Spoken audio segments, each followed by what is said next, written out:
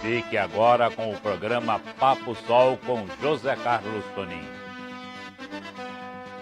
Amigas e amigos da TV Sol de Indaiatuba e toda a região, estamos no canal 48.1 HF, estamos também no Comando Notícia e estamos também no canal 8 da NET. E estamos também nas mídias sociais, no endereço TV Sol 48, chegando a toda a nossa Indaiatuba. Estamos há 25 anos no ar, completamos 25 anos agora e tudo agora em digital, tudo mais moderno. E o Papo Sol, nesta oportunidade, recebe um professor que também agora é vereador. Vamos saber um pouco da história desse professor, depois vamos saber da atuação dele na Câmara, se ele está gostando de ser vereador, se de repente daqui a pouco ele vai virar candidato a prefeito, vai virar candidato a deputado. Não vamos especular aqui. O professor Sérgio José Teixeira. Tudo bem, mestre? Tudo bem, Toninho. E você? Você é natural de onde? Eu sou natural de Votuporanga. Votuporanga? Votuporanga, 450 quilômetros de Indaiatuba. E o que você veio fazer aqui? Boa pergunta, né? É. Eu prestei um concurso do Estado, Ah, né? E na região lá de Votuporanga tem cursos de geografia, mas não tem vaga para professor de geografia. Só tinha de Americana para frente, né? Sei. Quando eu fui escolher. E um primo meu que morava aqui, faleceu, fez 3 anos agora, né? Ele era dentista até, aqui na cidade. E ele falou, olha, vem para Indaiatuba, que é uma cidade muito boa. você está evoluindo? Tá... Isso em 2006, né? Eu falei, então, vamos para Indaiatuba. Você está falando que é uma cidade muito boa, então vamos para Indaiatuba. Vamos arriscar um zóio. Vamos arriscar. Aí, quando foi dia 20 de janeiro de 2006, eu cheguei em Indaiatuba. Eu, com a minha esposa e minha filha. É. Nós viemos aqui conhecer a cidade. E você lá em Votuporanga, você fez a faculdade onde? Eu fiz a faculdade, eu sou formado em administração. Administração de Administração de empresas. Eu trabalhava um tempo, eu trabalhei na Associação Comercial de Votuporanga, trabalhei em uma cooperativa de ensino, né, na área educacional, na parte administrativa, mas sempre fui apaixonado por geografia. Por geografia? E fez a aí eu fui fazer a faculdade. E onde você fez a faculdade? Fiz em Fernandópolis. Em Fernandópolis. Na cidade vizinha. Na cidade vizinha, a cidade Isso. maior, vizinha. Fernandópolis é uma cidade até menor que Votuporanga. É menor? Só que o curso de geografia em Fernandópolis era apenas licenciatura, que era o que eu queria. Em Votuporanga tinha bacharelado, mas eu não queria 4 anos, só queria 3, só queria licenciatura para eu ministrar aula mesmo. Para ministrar aula na área pública. Isso. E aí, em 2003, eu comecei a fazer a faculdade e já prestei o concurso. E como para prestar o concurso você não precisa ter o diploma em mãos, eu passei, entendeu? Só que quando me chamaram, eu já estava terminando a faculdade, em 2005. Aí que eu fui escolher. Legal. Entendeu? Você já foi escolher. Já fui escolher, terminei a faculdade e já comecei a trabalhar no Estado. Então, começou já aqui. Comecei aqui em Indaiatuba. Lá eu já trabalhava como professor eventual, à noite, assim, né? Fernandópolis é a terra do Walter Faria, do homem da Isso, cerveja. Walter Farias, Fernandópolis. Votuporanga tem o Carlão Pignatari, que é da Alesp. O Carlão é de Votuporanga? O Carlão que é o presidente da Assembleia hoje? Isso. Carlão Pignatari, bom deputado, hein? Tá lá em Foi até governador, assumiu o governo. Assumiu o tempo aí. É habilidoso, habilidoso. Já experimentou a cadeira. Viu? Se o cavalo passar arreado, vai passar até meio em pelo, ele monta, hein? Não tem problema. E você, aqui, leciona em que escola? Eu leciono aqui desde 2006 na Escola Geraldo Enéas. No Geraldo Enéas? Lá no Pau Preto. Lá no Pau Preto. Isso. Foi o meu primeiro Vizinho da minha cargo. casa. E o primeiro cargo meu aqui, desde 2006, estou lá até hoje. Depois eu prestei novamente o concurso, mas aí eu acabei não assumindo. Depois eu prestei novamente o concurso, peguei outro cargo no Marina, né? Maria de Lourdes. E transferi... Você já não era da efetivo? Você pode ter 2 cargos no Estado. É? E aí, como é que explique para nós como é que é isso? Você pode ter o acúmulo de funções. Né? Tá. Então, mas não acúmulo como professor? Como professor. Como professor? Como professor. Então, eu podia ter um cargo de 32 aulas em uma escola. 32 aulas semanais. Semanais. E outro cargo de 19 aulas em outra escola. Eu não posso passar de 65 aulas semanais. Entendi. Então, aí eu assumi no Maria de Lourdes e depois eu transferi para o Helena. Eu fiquei no Helena até uns 2 meses, que eu exonerei, né? Porque começa a ter muito trabalho aí. Eu falei, não, eu não vou ficar atrapalhando os meus alunos, porque você acaba se ausentando, Sim. e aí o aluno fica sem aula, isso não é ruim, isso é ruim, entendeu? E eu acabei deixando o Helena, que é o cargo mais recente, e fiquei no Enéas, que eu estou desde 2006. Você está só no Enéas. Isso. Trabalhei ali tive a grande oportunidade de trabalhar com o professor Bosco, de Educação Física, né, o João Bosco Amistaldi. João Bosco Amistaldi. Isso, um Ele fera parece aí. que é corintiano, mas tudo bem. Nem brinco com o negócio não é corintiano, eu me enganei aqui. Desculpa aí. Nem brinco com uma coisa dessa. A Fátima também, Saviani, que voltou a trabalhar lá com a gente.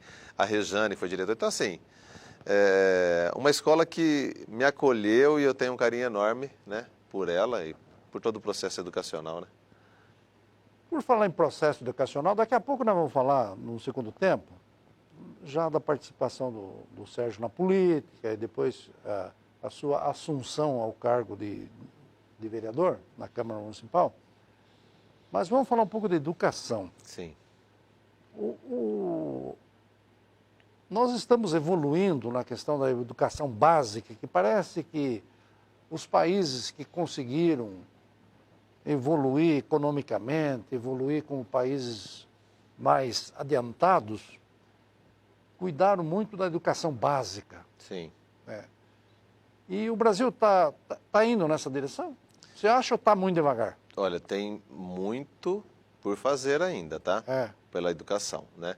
Esse projeto que nós até discutimos isso hoje, sobre a educação de período integral, é um projeto muito bom, porque passa a manter o aluno mais tempo na escola e valoriza a mão de obra, tá, do professor. Então, ele tem uma valorização, né, na questão salarial, tá? E isso faz com que o professor ele se dedique integralmente àquela única unidade escolar, certo? Porque hoje tem professor que trabalha na rede estadual, na rede privada e até na rede municipal. O cara se mata para ter um salário, uma coisa, ganhar um pouquinho mais, né? Isso, entendeu? E aí fica complicado, porque ele não consegue desenvolver o melhor trabalho, né? Procura fazer o melhor, mas não consegue desenvolver o melhor trabalho, tá? Agora, quando ele se dedica integralmente a uma única unidade, fica mais fácil. O Fundeb foi um avanço? Foi um avanço. Foi um avanço, entendeu? E garante o recurso. Sim. Garante e obriga o governo a investir mesmo. Aplicar o percentual. Aplicar, entendeu? Então, isso tem melhorado muito. Agora, o que precisa mesmo, Toninho, é esse reconhecimento do aluno. O que acontece no processo educacional?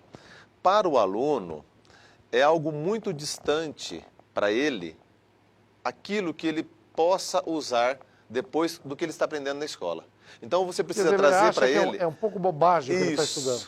Você precisa trazer... Isso aí não serve para nada. Você precisa trazer para a realidade dele esse processo educacional, entendeu? Então, o conteúdo que você vai trabalhar, você precisa atrelar a realidade dele para ele entender, opa, isso aqui vai fazer diferença para mim. Professor, fala uma coisa. Nós temos aqui na TV Sol um programa do Mundo Enem. Sim. Uma moçada aqui da cidade que bolou esse negócio do Mundo Enem. Sim. E nós abrimos um espaço aqui. Você sabe que eu fico vendo os mestres do Mundo Enem na televisão. Eu não quero mudar de canal, acho bacana o que eles estão falando. É ótimo. Você acha que isso é exatamente o professor dos sonhos? Sim. Aquele que conquista o aluno? Sim. É. Conquista o aluno, porque assim, e detalhe, tá? Esse pessoal do Mundo Enem, por exemplo, eu trabalhei já lá no Mundo Enem com o Felipe, né? É fantástico o trabalho que eles fazem. E você precisa cativar, e a sua aula, ela tem que ser dinâmica, tá? Você ficar com uma aula... Isso, não pode ser uma hora que o aluno fica com sono, você chega lá, parede, não é 7 isso? horas da manhã na sala, né? Vai sair de lá 7h20, meio-dia e 20, desculpa. O aluno fica ali 5 horas e meia, copiando, olhando, desanima. Fica sonolento. Fica sonolento. Então tem que ser uma aula dinâmica, você tem que desenvolver projetos, tá? Porque senão você perde, como diz outros, perde o fio da meada. Você tem que conquistar esse aluno. Você tem que incentivar a participação em grêmio estudantil, que eu sempre fiz isso, tá? Para o aluno participar do processo político-pedagógico da escola, entendeu? Que ele tem que se envolver, né? Então, é toda uma construção.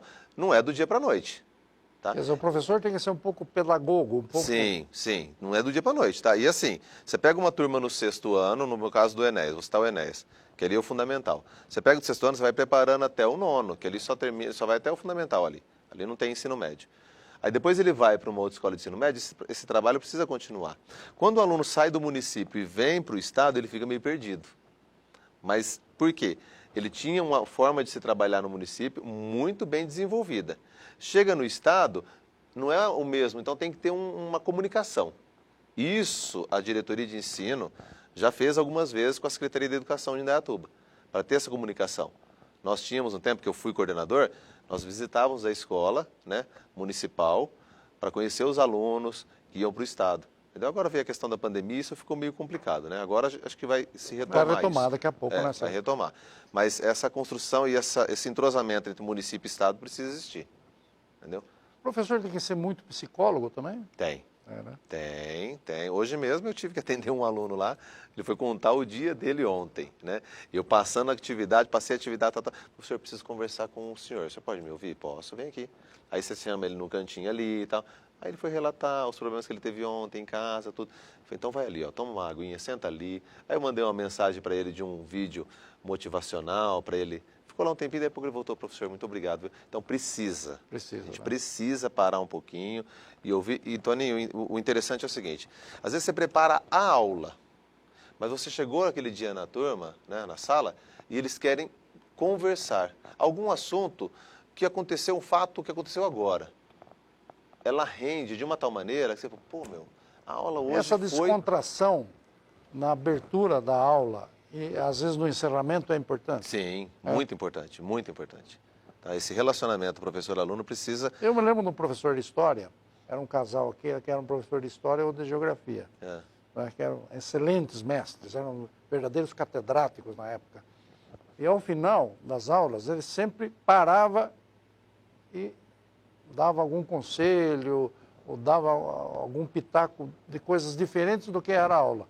Isso é bom também. Isso é fantástico. Eu tenho o hábito de colocar a data, a pauta que eu vou trabalhar e uma frase. Todos os dias eu coloco a frase do dia. Uma frase chamativa. Isso. Aí hoje uma menina perguntou, professor, essa frase eu preciso copiar ou só ler? Fica a seu critério. Se quiser anotar, você achou interessante, achou bacana, pode anotar. Copia, anota aí. Se não, só viu, tudo bem.